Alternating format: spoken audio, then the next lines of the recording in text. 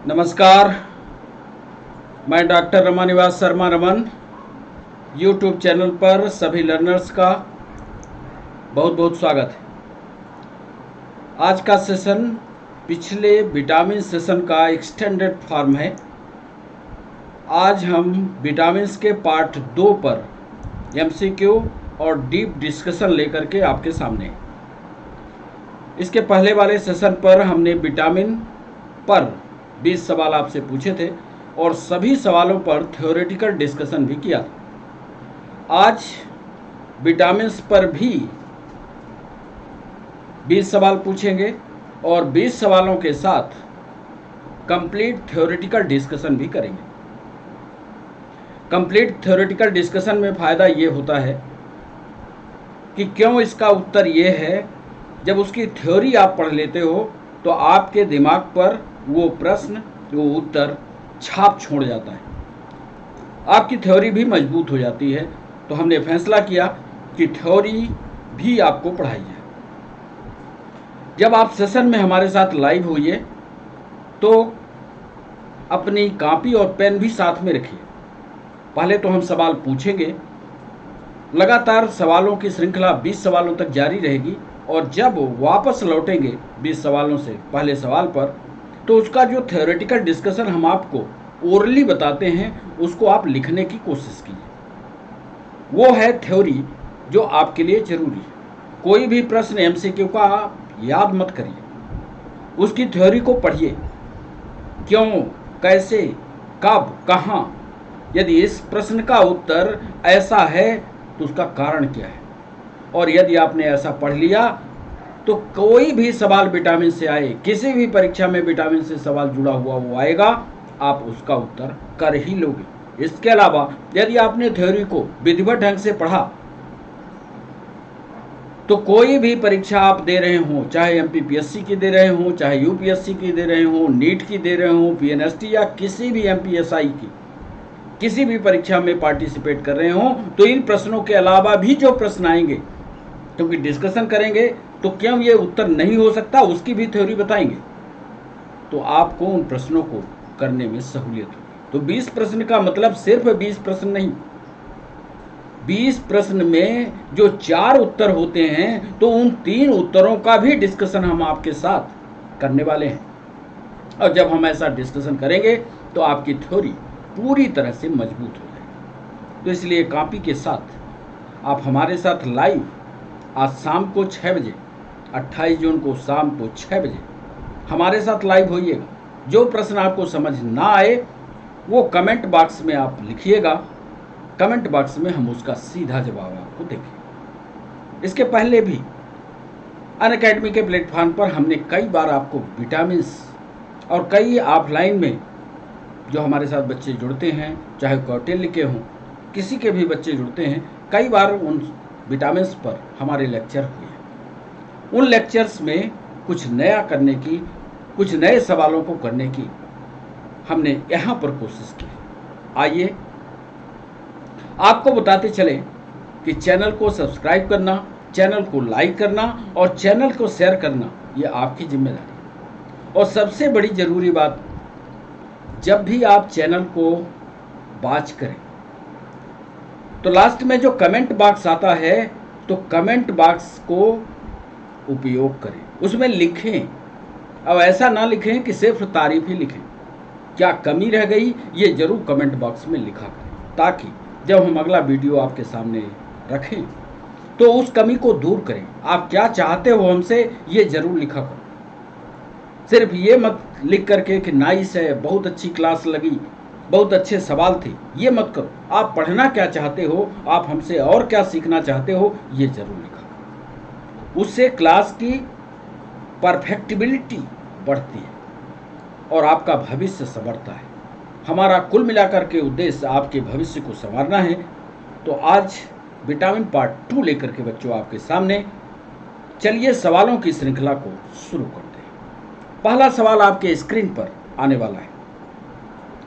पहला सवाल जो हम आपसे पूछ रहे हैं, हम पूछ रहे हैं विटामिन B12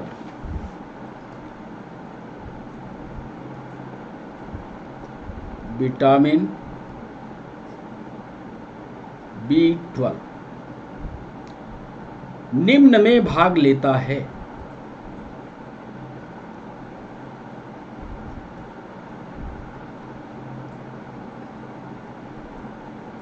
अब यदि आपने विटामिन B12 के काम पढ़े होंगे तो ये उत्तर बनेगा। हम पूछ रहे हैं कि विटामिन B12 निम्न में भाग लेता है। अब कार्य हम बताने वाले हैं। ए ऑप्शन आपको दे रहे हैं, क्या यह ब्लड प्रेशर में वृद्धि करता है, रक्त चाप बढ़ाता है, बी ऑप्शन आपको दे रहे हैं, ब्लड प्रेशर को कम करता है, डिक्रीज द ब्लड प्रेशर। कई बच्चे ये कंप्लेंट करते हैं कि सर इंग्लिश कम रह जाती है, हम समझ नहीं पाते। तो इंग्लिश हम आपको बोलते चलेंगे, हिंदी लिखी हुई है। रक्त चाप घटाता है।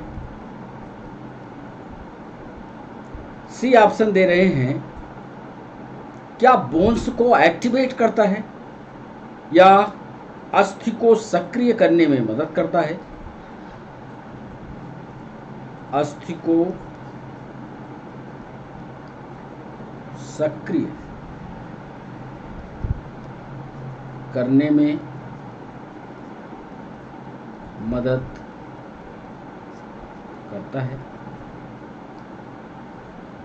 और डी ऑप्शन दे रहे हैं, क्या आरबीसी के मैच्योरेशन में मदद करता है, it's help in the maturation of RBC. RBCs के परिपक्वन में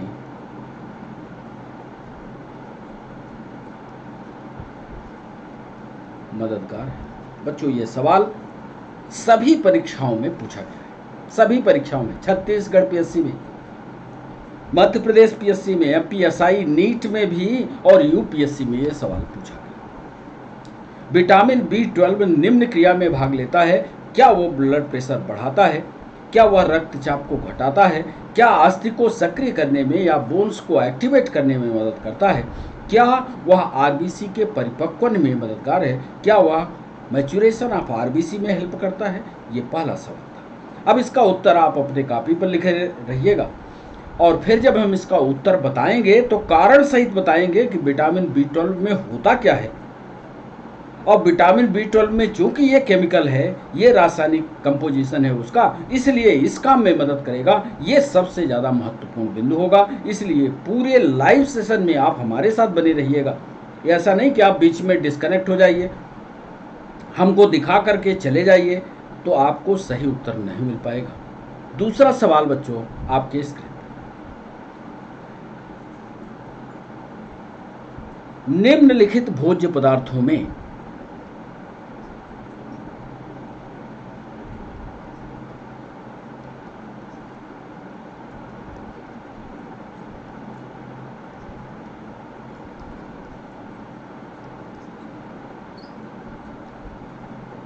प्रोटीन स्रोत की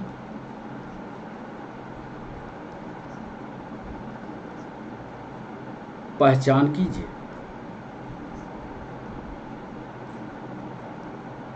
आपसे हम सवाल पूछ रहे हैं, identify the protein substance in the following food material. आप जितने भी फूड मटेरियल हम लिख रहे हैं उसमें आप बताइए कि किसमें प्रोटीन है। बड़ा इंपॉर्टेंट सवाल ये भी है। पहला फूड मटेरियल लिख रहे हैं, क्या मक्के में है, मेज में। बी ऑप्शन हम आपको दे रहे हैं, क्या वह पालक में है। सोच समझकर जवाब कीजिएगा, जल्दी में जवाब किए तो गलत हुआ। सी ऑप्शन दे रहे हैं, क्या मसूर की दाल में है।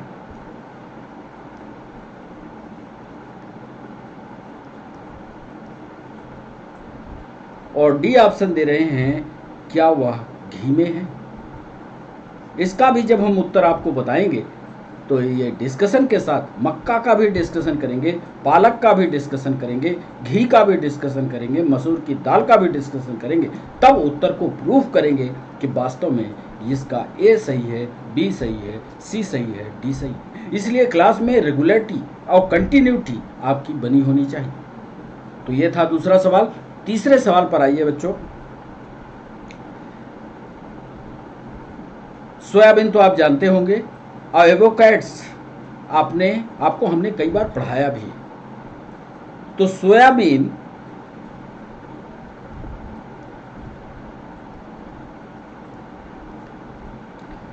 तथा एवोकैड्स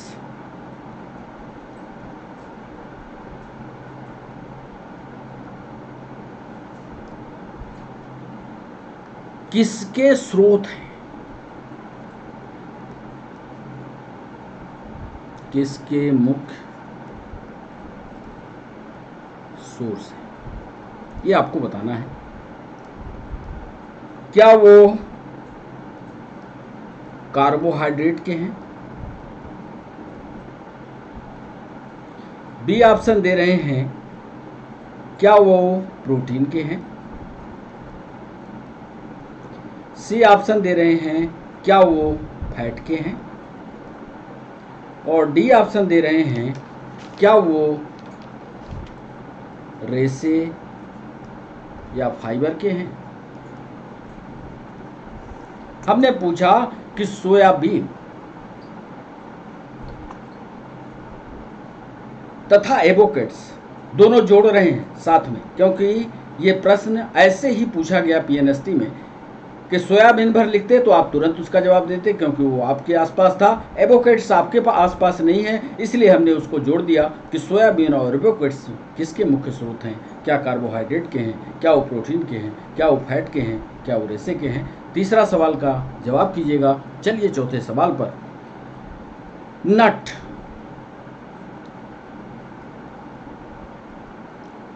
अच्छा स्रोत है, अच्छा सोर्स है। अब आप बताइएगा, ए ऑप्शन आपको दे रहे हैं, क्या वो अच्छा स्रोत प्रोटीन का है? बी ऑप्शन दे रहे हैं, क्या वो अच्छा स्रोत फैट का है? सी ऑप्शन दे रहे हैं, क्या वो अच्छा स्रोत ए एंड बी का है? और डी ऑप्शन दे रहे हैं, क्या वो अच्छा स्रोत विटामिन का है? हमने पूछा है नट, और नट आपके आसपास है, आप खाते हो, दिमाग बढ़ाने के लिए खाते हो, किसी काम के लिए खाते हो। आपको यह बताना है, क्या उसमें प्रोटीन है, क्या उसमें फैट है, क्या दोनों है, क्या विटामिन है। और जो जिम जाने वाले बच्चे हैं, लड़के जाते हैं, आजकल लड़कियां भी जाती हैं, जो जिम जाने वाले लोग हैं वो नट का इस्तेमाल ज़्यादा करते हैं। तो नट का इस्तेमाल किसके लिए? क्या प्रोटीन के लिए, क्या फैट के लिए, क्या प्रोटीन और फैट दोनों के लिए, क्या विटामिन के लिए? बड़ा अच्छा सवाल है।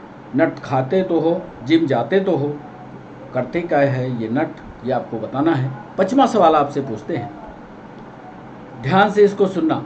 हम कह रहे हैं पीली मतलब येलो,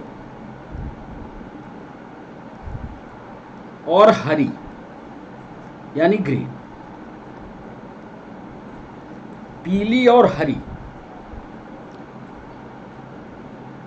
सब्जी में विटामिन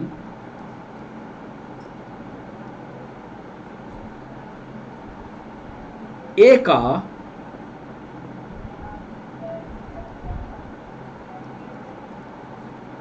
अग्रगामी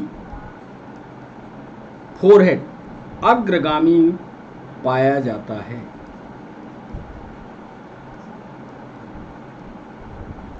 यूपीएससी का सवाल।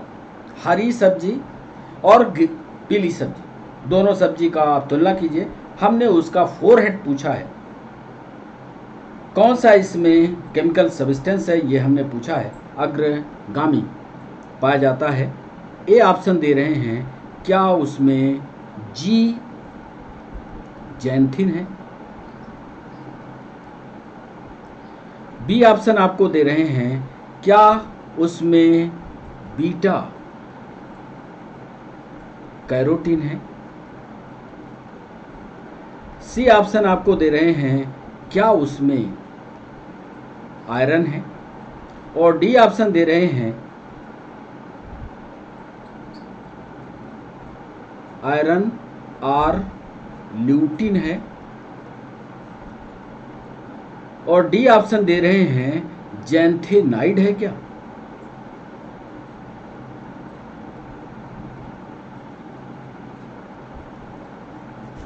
सोच समझकर जवाब कीजिएगा कि पीली और हरी सब्जी में विटामिन ए में कौन सा रासायनिक पदार्थ है, कौन सा अग्रगामी पाया जाएगा।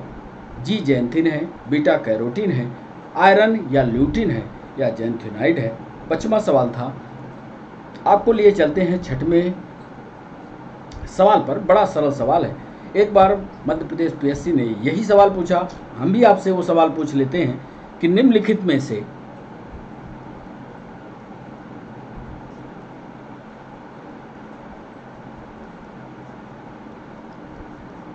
100% इसका उत्तर आपसे बनेगा, इसकी गारंटी है। निम्नलिखित में से कौन सा खनिज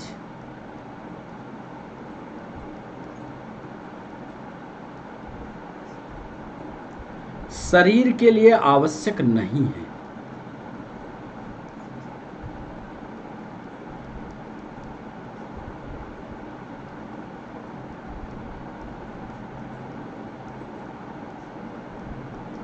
ध्यान दीजिएगा, हमने पूछा है नहीं है। निम्नलिखित में से कौन सा खनिज शरीर के लिए आवश्यक नहीं है, यह सवाल हमने किया। हमने लिखा क्या वो कैल्शियम है,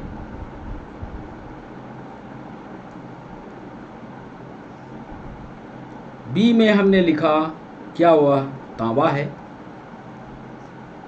सी ऑप्शन हमने दिया क्या वह लोहा है, और डी ऑप्शन दिया क्या वह सोना है। सभी बच्चे 100% करेंगे इसका जवाब। निम्नलिखित में से कौन सा खनिज शरीर के लिए आवश्यक नहीं है, क्या वो कैल्शियम है, क्या वो तांबा है, क्या वो लोहा है, या क्या वह सोना है। चलिए 7वें सवाल पर लिए चलते हैं आपको। निम्नलिखित में से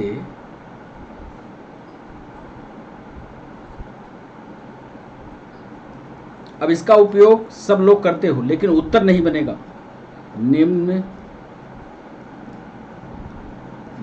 में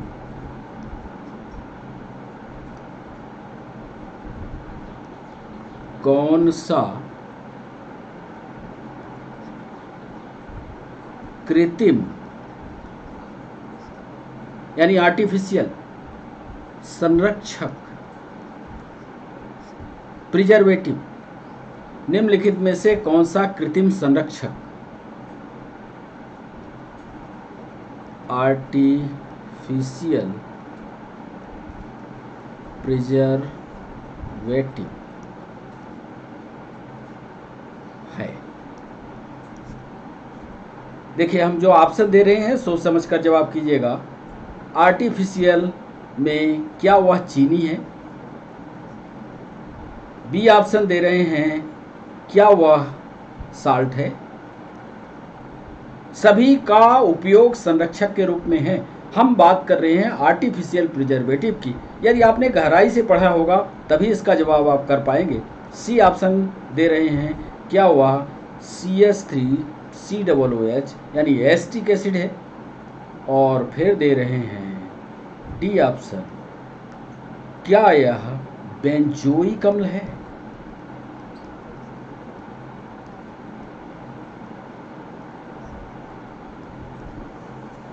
हमने पूछा है आर्टिफिशियल प्रिजर्वेटिव या कृत्रिम संरक्षक इसमें कौन है, क्या शुगर है, क्या साल्ट है, क्या एस्टिक अम्ल है, क्या बेंजोइक अम्ल है। सही प्रश्न का सही उत्तर आप बताइए, अपने कॉपी पर लिखे रहिए। जब डिस्कशन के पॉइंट पर आएंगे तो एक एक लाइन हम बोलेंगे, तो रुक कर बोलेंगे। आप नोट्स उसका बनाइएगा और नोट्स बना करके फिर उसको लिखिएगा। 8वें सवाल पर ले चलते हैं आपको। निम्न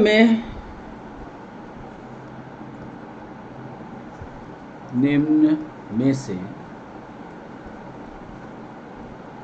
कौन सा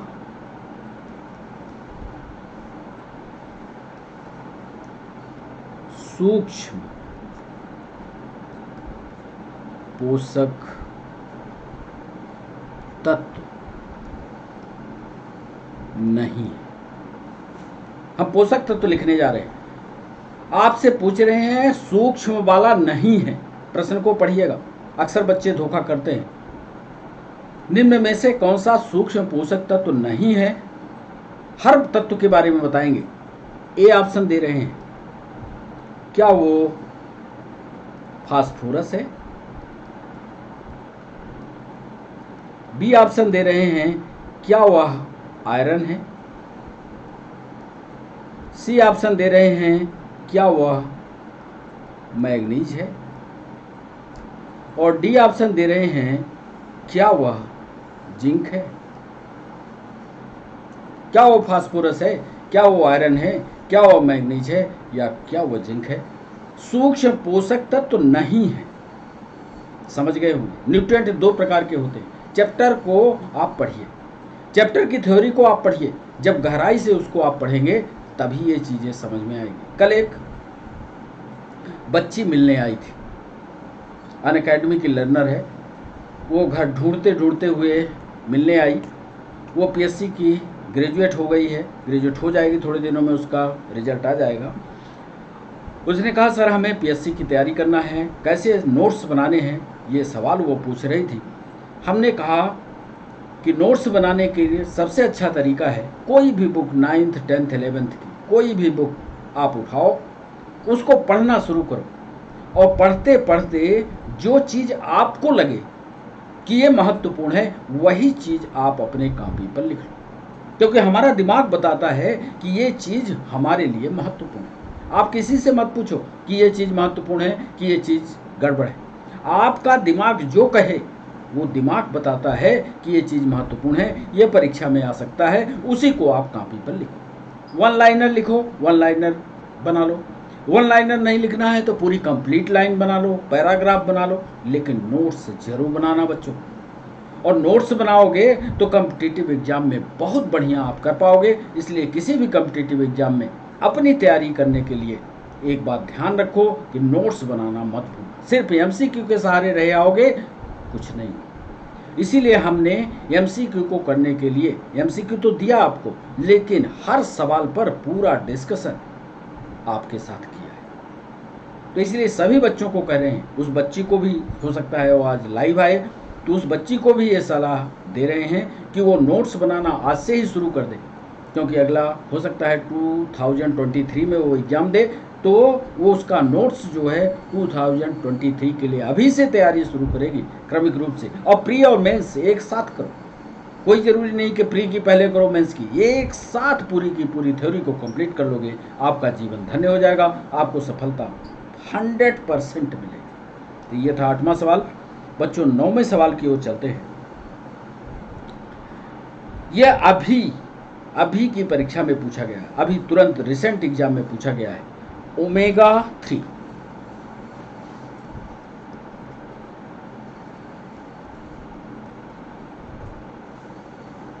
वसा अम्ल फैटी एसिड, ओमेगा 3 वसा अम्ल स्वास्थ्य के लिए उपयोगी है।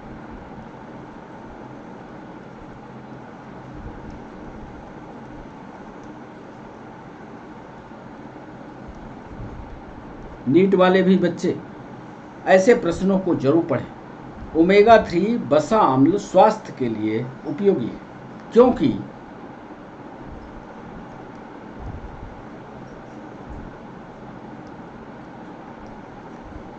इसमें पाया जाता है, क्या पाया जाता है साहब? ये ऑप्शन आपको दे रहे हैं। ओमेगा 3 वसा अम्ल स्वास्थ्य के लिए उपयोगी है क्योंकि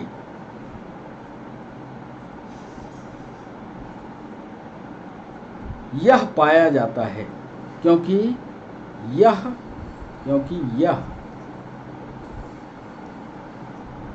पाया जाता है। आपको बताना है किस में पाया जाता है। जरा सवाल को फिर समझिएगा। ओमेगा 3 वसा अम्ल स्वास्थ्य के लिए उपयोगी है क्योंकि यह पाया जाता है अंडे के पीले वाले भाग में एलोइस पार्ट जो होता है, अंडा खाया होगा आपने, कुछ लोग तो बहुत खाते हैं। अंडे के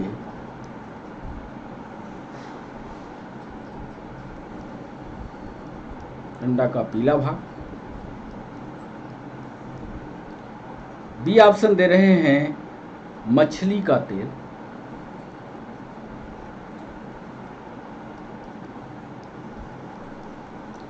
सी ऑप्शन दे रहे हैं झींगा में। ये आर्थ्रोपोड का सदस्य है झींगा, इसको प्राण भी बोलते हैं, PRAWN, और जूलॉजिकल नाम इसका पैलीमोन है। झींगा मछली, कुछ बंगाल साइड में इसका अचार बनता है, झींगा मछली होती है, पैलीमोन इसको बोलते हैं। डी ऑप्शन दे रहे हैं जानवरों के बसा में या पशु बसा। ओमेगा 3 बसीय अम्ल है, स्वास्थ्य के लिए उपयोगी है क्योंकि यह पाया जाता है अंडे का पीला भाग खाओ, मछली का तेल खाओ, झींगा खाओ या पशु बसा। तो ये हमारा 9वां सवाल है। 10वें सवाल पर आपको लिए चलते हैं। 10वें सवाल में जो प्रश्न है वो UPSC ने पूछा। 10वां सवाल है, शरीर के क्षतिग्रस्त ऊतकों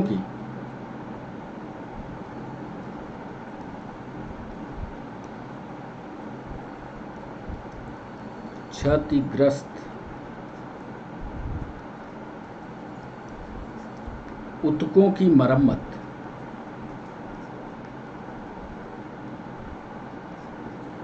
मतलब कोई ऊतक टूट फूट जाए तो उसका मेंटेनेंस ऑफ टिश्यू, शरीर के क्षतिग्रस्त। देखिए UPSC में थोड़ा सा सोच विचार कर सवाल को करना होता है, कोई कठिन सवाल नहीं आता, सिर्फ सोचना होता है, तथ्यात्मक सवाल होते हैं। शरीर के क्षतिग्रस्त ऊतकों की मरम्मत और उनके इस्तेमाल और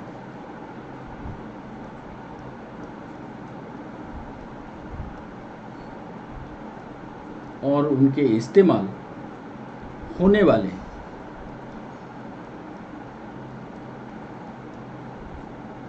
पोषक तत्व का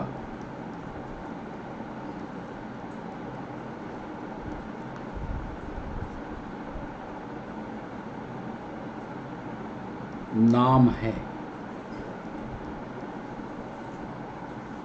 कोई ऊतक टूट फूट जाए, मरम्मत करनी हो और उसको उन ऊतकों की मरम्मत करनी हो तो कौन सा पोषक तत्व लाओगे? ये ऑप्शन दे रहे हैं आप। क्या आप उस समय ग्लूकोज का इस्तेमाल करोगे? बी ऑप्शन दे रहे हैं क्या आप सुक्रोज लाओगे? सी ऑप्शन दे रहे हैं क्या आप फैटी एसिड लाओगे? और डी ऑप्शन दे रहे हैं क्या आप एमिनो एसिड लाओगे? सवाल को सोचना, फिर इसका जवाब देना। 2 शुगर हैं, 2 एसिड हैं। शरीर के क्षतिग्रस्त ऊतकों की मरम्मत और उनके इस्तेमाल में होने वाले पोषक तत्व का नाम क्या होगा? क्या वो ग्लूकोज है, क्या वो सुक्रोज है, क्या वो फैटी एसिड है, क्या वो एमिनो एसिड है? 11वां सवाल, मेजर न्यूट्रिएंट, माइनर नहीं, मेजर न्यूट्रिएंट पर यह सवाल PNST में पूछा गया। मेजर न्यूट्रिएंट यानी बृहद पोषक, बृहद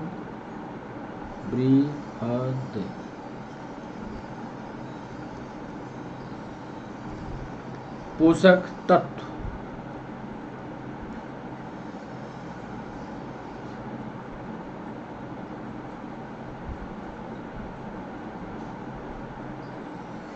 में नहीं होता। जितने बृहद या मेजर न्यूट्रिएंट हैं उसमें क्या नहीं होता? अब देखिए कितना गंभीर सवाल है। जितने भी, पहले तो आपको बृहद पोषक तत्व पढ़ने पड़ेंगे, और बृहद पोषक तत्व में क्या नहीं होता, ये सवाल पीएनएसटी ने पूछा, आपको बताना है। ए ऑप्शन दे रहे हैं, क्या वो नाइट्रोजन है। बी ऑप्शन दे रहे हैं, क्या वो ऑक्सीजन है। सी ऑप्शन दे रहे हैं, क्या वो फास्फोरस है। और डी ऑप्शन दे रहे हैं, क्या वह पोटेशियम है। सोच समझकर जवाब कीजिएगा। बृहद पोषक तत्व में नहीं होता, क्या नहीं होता, नाइट्रोजन नहीं होता, ऑक्सीजन नहीं होता, फास्फोरस नहीं होता, या पोटेशियम नहीं होता। 12वां सवाल, सरल सा सवाल पूछा गया कि इनमें से कौन सा विटामिन, इनमें से कौन सा विटामिन जल में विलेय है।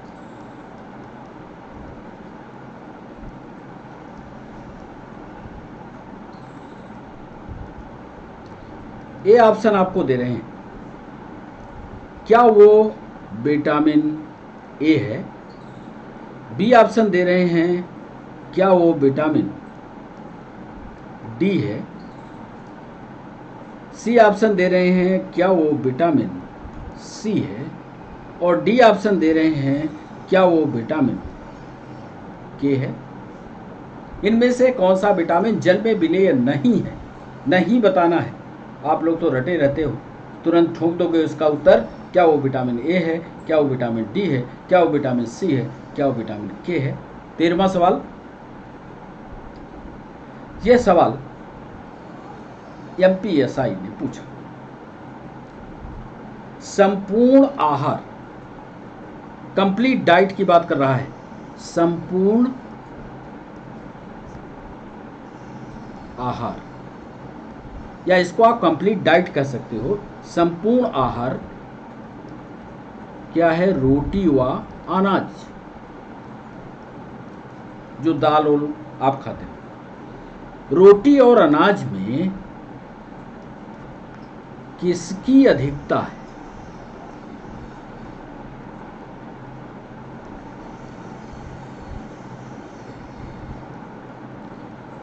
ए ऑप्शन दे रहे हैं, क्या उसमें प्रोटीन है, रेशा है, अधिकता बताना है, विटामिन सी है। बी ऑप्शन दे रहे हैं, क्या उसमें कार्बोहाइड्रेट है, रेशा है। देखिए, वनडे एग्जाम में थोड़ा और कठिन सवाल आते हैं। वनडे एग्जाम देने वाले बच्चे थोड़ा और साइंस और टेक्नोलॉजी को गहराई से पढ़ें। पीएससी में तो चलेगा, यूपीएससी तथ्यात्मक सवालों पर जाता है, और एमपीएसआई या पीएनएसटी थोड़ा और गहराई पर पूछता है। उसने पूछा संपूर्ण आहार, रोटी और अनाज में किसकी अधिकता है, क्या वो कार्बोहाइड्रेट है, रेशा है, और विटामिन बी है।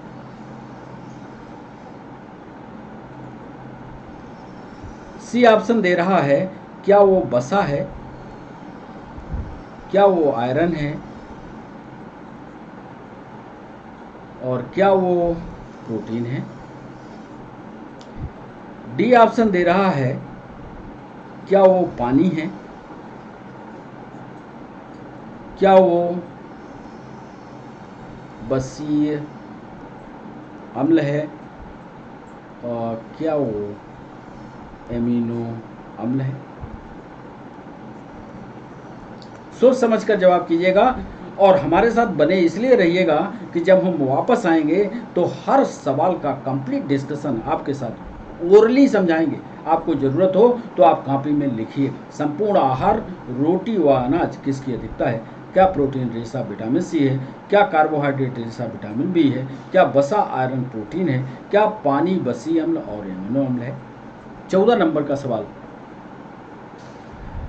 विटामिन B2, ध्यान से, विटामिन B2 की बात कर रहे हैं। विटामिन B2 की कमी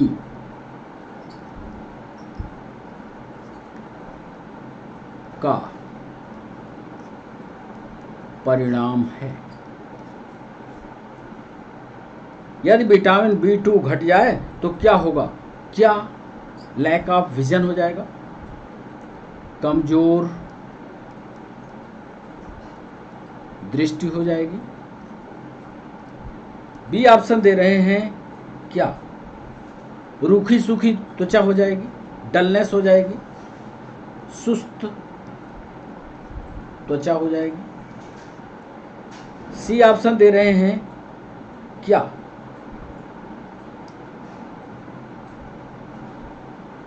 दांत कमजोर हो जाएंगे या दांतों का गिरना हो जाएगा?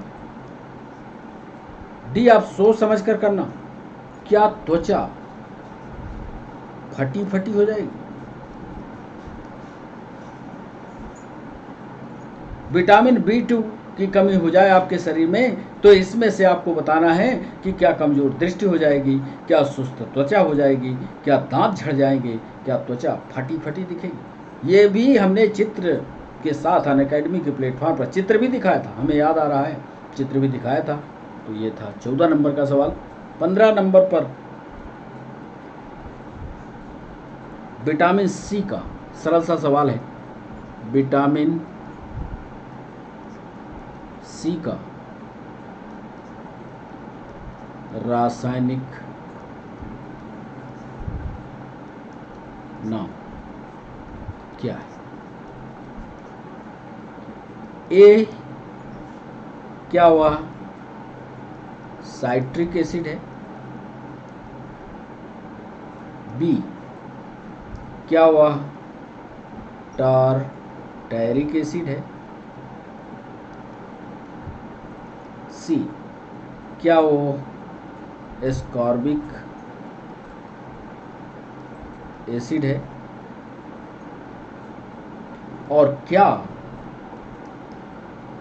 वो एसिटिक एसिड है?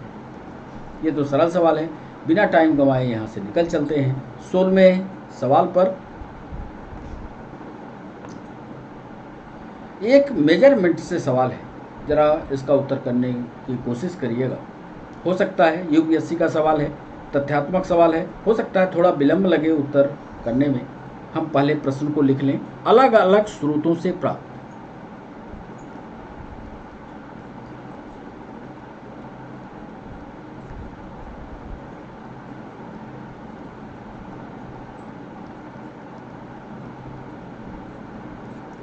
अलग अलग स्रोतों से प्राप्त प्रोटीनों की तुलना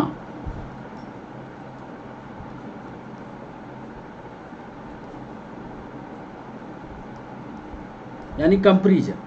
कहीं से भी प्रोटीन लाइए, सोर्स अलग अलग हो और फिर उनकी तुलना करना। प्रश्न को समझने की पहले कोशिश करिएगा, तभी उत्तर आ जाएगा। अलग अलग सोर्सेस से प्राप्त प्रोटीनों की तुलना करने के लिए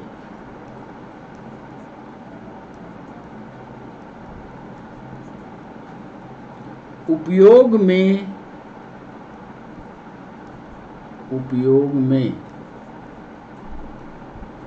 लाए जाने वाले मापन को, मापन का मतलब यहां मेजरमेंट है, मेजरमेंट को कहते हैं। यूपीएससी का सवाल थोड़ा लंबा होता है। अलग अलग सोर्सेस से प्राप्त प्रोटीनों की तुलना करने के लिए उपयोग में लाए जाने वाले मेजरमेंट को क्या कहते हैं, ये टर्मिनोलॉजी आपको बतानी है। ए ऑप्शन दे रहे हैं, क्या उसको आप कैलोरी कहोगे? बी ऑप्शन दे रहे हैं, क्या उसको आप टोटल प्रोटीन वॉल्यूम कहोगे, संपूर्ण प्रोटीन मात्रा कहोगे? सी ऑप्शन दे रहे हैं, शुद्ध प्रोटीन उपयोग कहोगे। प्योर प्रोटीन यूज कहोगे, और डी ऑप्शन दे रहे हैं प्रोटीन प्रतिशत कहोगे। सोच लो, करो जवाब। पहले प्रश्न को 2 बार जरूर पढ़ना। अलग अलग सोर्सेज से प्राप्त, यूपीएससी देने वाले बच्चे हर साइंस के प्रश्न को 2 बार जरूर पढ़ेंगे। अलग अलग सोर्सेज से प्राप्त प्रोटीनों की तुलना करने के लिए उपयोग में लाए जाने वाले मापन को क्या कहते हैं? क्या वो कैलोरी है, क्या संपूर्ण प्रोटीन की मात्रा है, शुद्ध प्रोटीन का उपयोग है, या प्रोटीन का प्रतिशत है? इसका भी डिस्कशन अभी जब सेशन समाप्त होगा या 20 सवाल करने के बाद इस प्रश्न पर हम आएंगे तो डिस्कशन यहाँ भी करेंगे। तो ये था 16वां सवाल। 17वें सवाल पर मनुष्य कोशिका को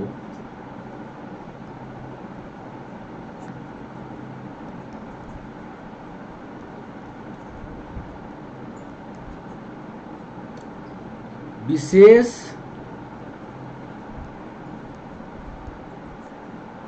मेटाबॉलिक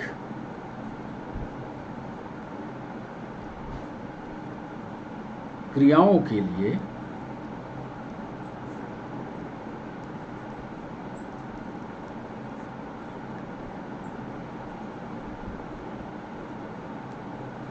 कुल कितने विटामिन की कितने विटामिन की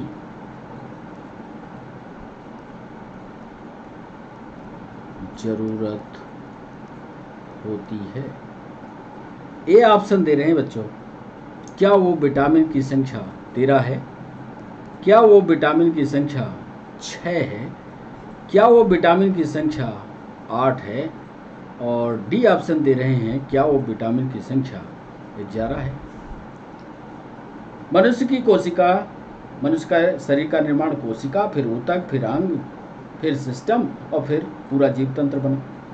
इसमें जो कोशिकाएं हैं तो प्रत्येक कोशिका को अपना मेटाबॉलिक एक्शन पूरा करने के लिए कुल कितने विटामिनों की जरूरत होती है? यह सवाल कई बार कॉम्पिटिटिव एग्जाम में पूछा गया। इसका सही जवाब कीजिएगा। 18वें सवाल पर आपको लिए चलते हैं। हमारे शरीर में, हमारे बॉडी में डैश डैश डैश, ऐसा ही पीएनएसटी में सवाल है। हमारे बॉडी में dash dash dash amino acid हैं जो विभिन्न प्रकार की प्रोटीन बनाते हैं। इस खाली जगह को आपको भरना है। ए ऑप्शन दे रहे हैं 10, बी ऑप्शन दे रहे हैं 20, सी ऑप्शन दे रहे हैं 30 और डी ऑप्शन दे रहे हैं 5। हमारे बॉडी में टोटल एमिनो एसिड की संख्या कितनी है यह आपको बताना है। तो जो विभिन्न प्रकार के प्रोटीन का निर्माण करते हैं, कई बार इस प्रश्न को पूछा भी गया है, आपको याद भी होगा, तो इस प्रश्न को जल्दी आप कर लोगे। 19वें सवाल पर ले चलते हैं। कौन सा पोषक विटामिन, कौन सा पोषक विटामिन ए, ध्यान से देखना, ए, ई और के को अवशोषित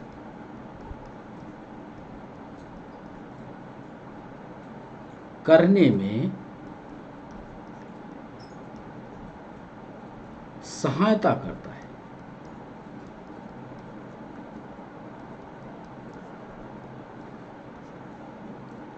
ए ऑप्शन देते हैं, क्या वो फैट को अवशोषित करने में?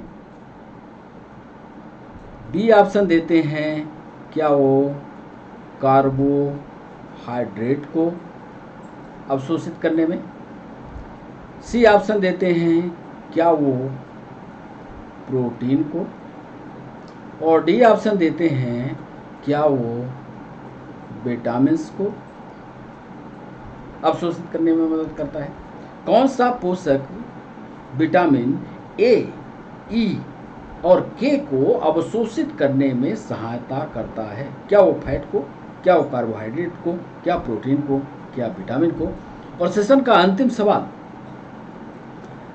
प्रोटीन के वो अवयव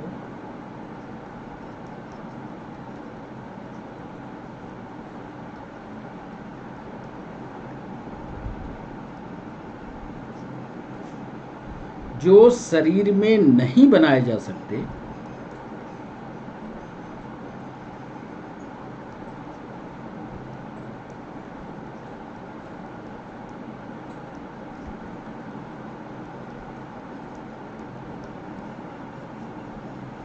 और जो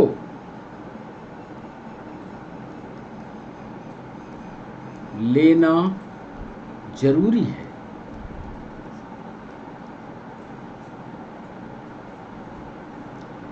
जो प्रोटीन के वो अवयव, ध्यान से प्रश्न को पढ़ना, यूपीएससी में पूछा गया, प्रोटीन के वो अवयव जो बॉडी में नहीं बनाए जा सकते, जो लेना जरूरी है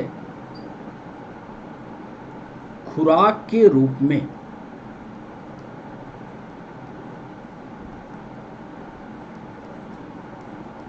अब खुराक क्यों लिख रहा है यूपीएससी?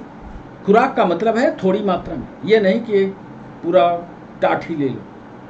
खुराक के रूप में क्या कहलाते हैं?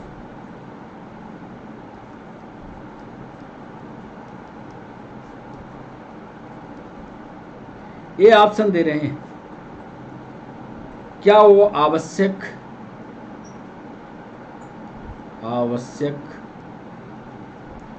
एमिनो एसिड है?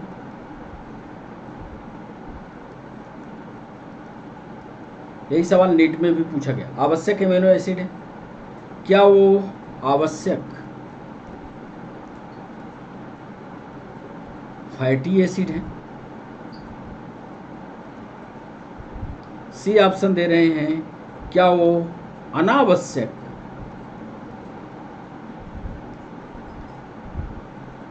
फैटी एसिड है, मतलब जिनकी जरूरत नहीं है? और डी ऑप्शन दे रहा है, क्या वो अनावश्यक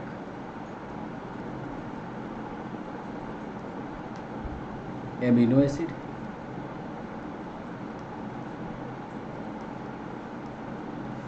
बीसवें सवाल पर हमने आपसे पूछा, प्रोटीन के वो अवयव जो बॉडी में नहीं बनाए जा सकते, जो लेना जरूरी है खुराक के रूप में, क्या कहलाते हैं?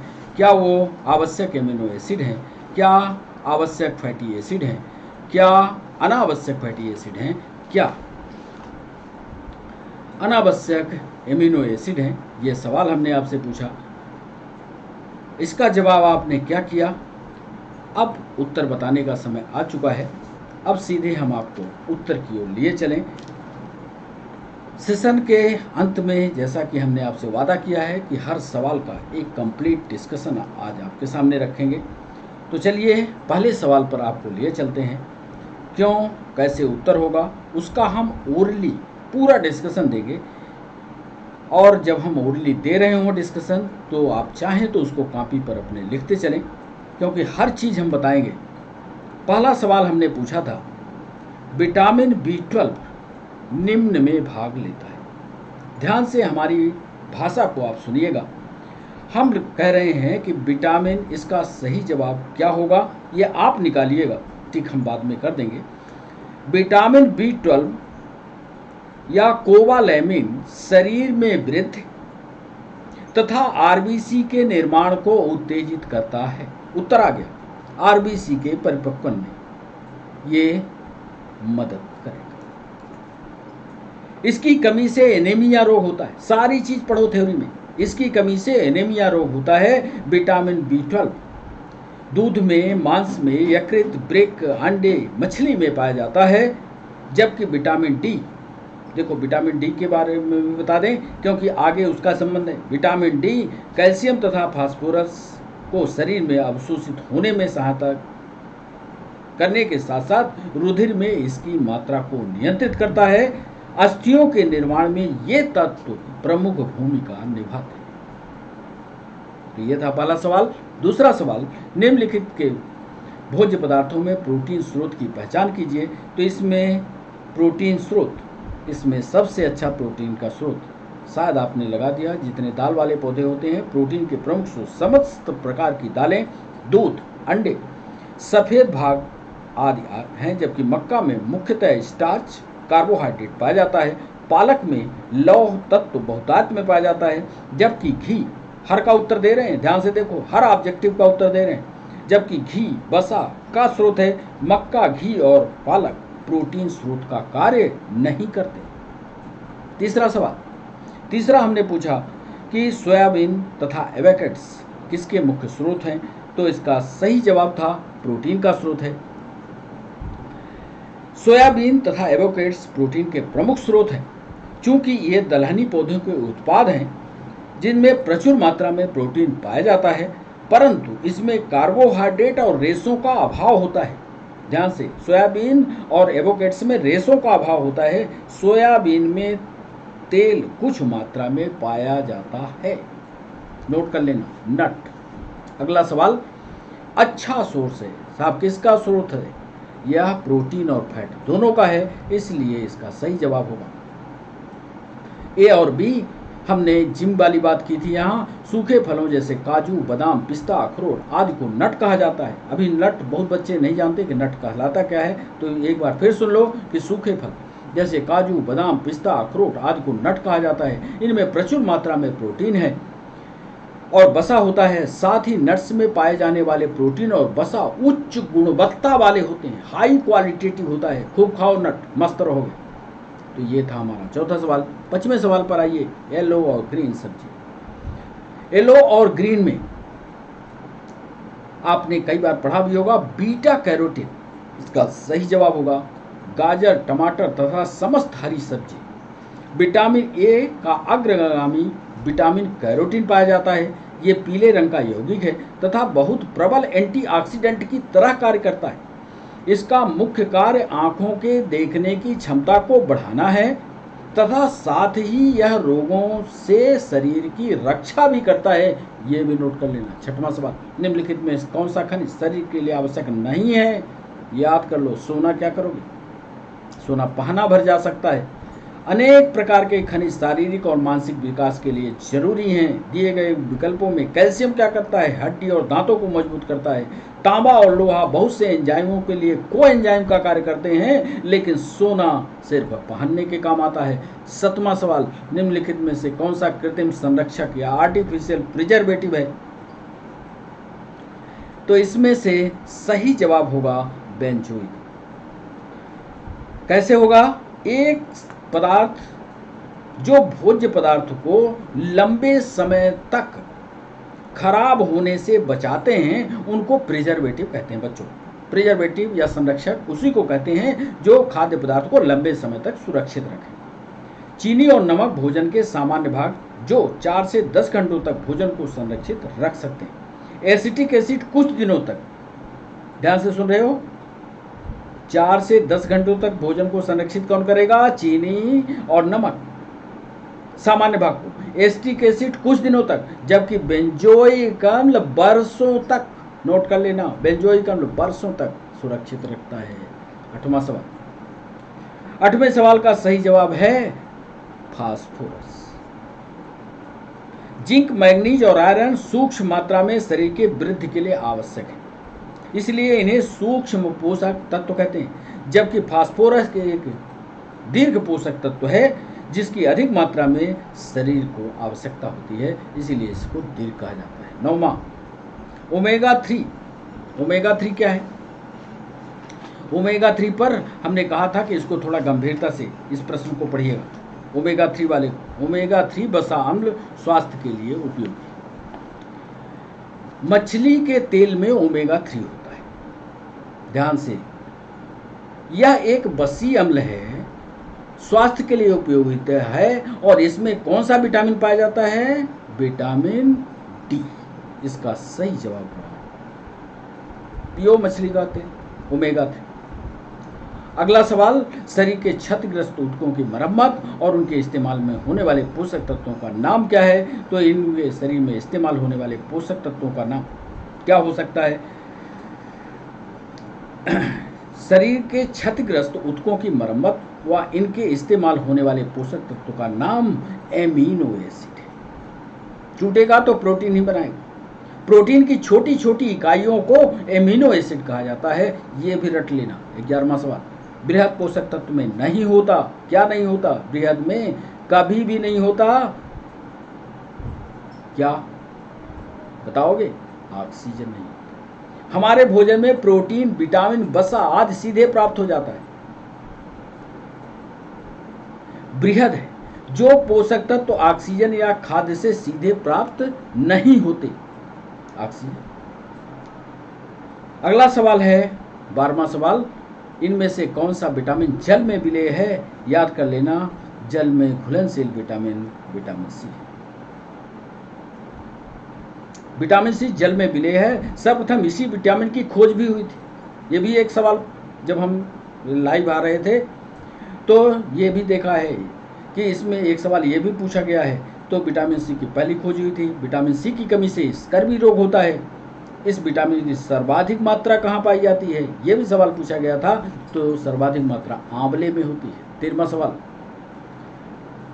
संपूर्ण आहार रोटी और अनाज में किसकी अधिकता है? पहले सुनो, संपूर्ण आहार रोटी व अनाज में कार्बोहाइड्रेट, रेशा, विटामिन बी की अधिकता होती है, यानी बी ऑप्शन सही। कार्बोहाइड्रेट प्राणियों एवं वनस्पतियों दोनों के लिए आवश्यक है। कार्बोहाइड्रेट पेड़ पौधों का मुख्य संरचनात्मक घटक है। 14वां सवाल, विटामिन B2 की कमी का क्या परिणाम है? 14 नंबर का सवाल, इसमें सुस्त त्वचा नहीं होती, डल त्वचा नहीं होती, बल्कि त्वचा फटी फटी हो जाती है। पढ़ाया भी है। मुंह में छाले होना, ओंठों और मुंह के कोनों का फट जाना, त्वचा का विक्षत होना विटामिन B2 की कमी का परिणाम है। विटामिन B2 का मुख्य स्रोत क्या है? दूध खाओ, पनीर खाओ, अंडा खाओ, मांस खाओ, हरी सब्जी खाओ, आपकी त्वचा ग्लो चमकदार बनी रहेगी। 15वां सवाल, विटामिन सी का रासायनिक नाम, ये तो जानते हो, एस्कॉर्बिक एसिड, जानते हो कि नहीं? फार्मूला यदि पूछ दिया जाए, क्योंकि MPSI में इसका फार्मूला पूछा है, तो C6 लिख लो, C6H8O6, ये विटामिन एस्कॉर्बिक एसिड का फार्मूला है। यह स्वस्थ त्वचा का नियंत्रण तथा घावों को भरने में सहायता करता है और यह सर्वाधिक मात्रा में आंवले में। अगला सवाल था, अलग अलग सोर्सेस से प्रोटीनों की तुलना के उपयोग। बड़ा इंपॉर्टेंट सवाल करने के लिए उपयोग में लाए जाने वाले मापन को क्या कहते हैं? पहले इस सवाल को सुन, उत्तर इसका सुन लो। शुद्ध प्रोटीन उपयोग एक मापक है, एक मेजरमेंट है, जो अलग अलग स्रोतों से प्राप्त प्रोटीन की तुलना करने के लिए उपयोग किया जाता है। शुद्ध प्रोटीन उपयोग, यानी इसका सही जवाब होगा प्योर प्रोटीन यूज। प्रोटीन एक रंगहीन, गंधहीन, स्वादहीन, अक्रिस्टलीय है। इसका रंग भी नहीं है, गंध भी नहीं है, स्वाद भी नहीं है। यह एमिनो अम्ल से मिलकर के बनता है। तो शुद्ध प्रोटीन उपयोग मेजरमेंट की एक प्रोसेस है। मनुष्य कोशिका 17वां को विशेष मेटाबॉलिक क्रियाओं के लिए कुल कितने विटामिन की जरूरत होती है? इसका याद रखना, कुल विटामिन मनुष्य की कोशिका को विशेष उपापचयी क्रियाओं के लिए 13 विभिन्न विटामिनों की आवश्यकता होती है। विटामिन कई प्रकार के होते हैं, B1, B2, B6, B12 आदि विटामिनों का सेवन अधिक में नहीं करना चाहिए। याद कर लो, फिर लिखे देते हैं, नहीं तो स्वास्थ्य खराब होगा। B1 का नहीं करना, B2 का नहीं करना, B6 का नहीं करना और B12 का ज़्यादा नहीं करना, ज़्यादा सेवन नहीं करना, नहीं निपट जाओगे। 18वां सवाल, हमारे बॉडी में कुल कितने एमिनो एसिड हैं? हमारे शरीर में कुल एमिनो एसिड की संख्या 20 है। यहाँ भर देना, यहाँ 20 जो अलग अलग संख्या एवं अलग अलग क्रमों में आपस में जुड़ते हैं। जिसमें विभिन्न प्रकार के प्रोटीन का निर्माण होता है।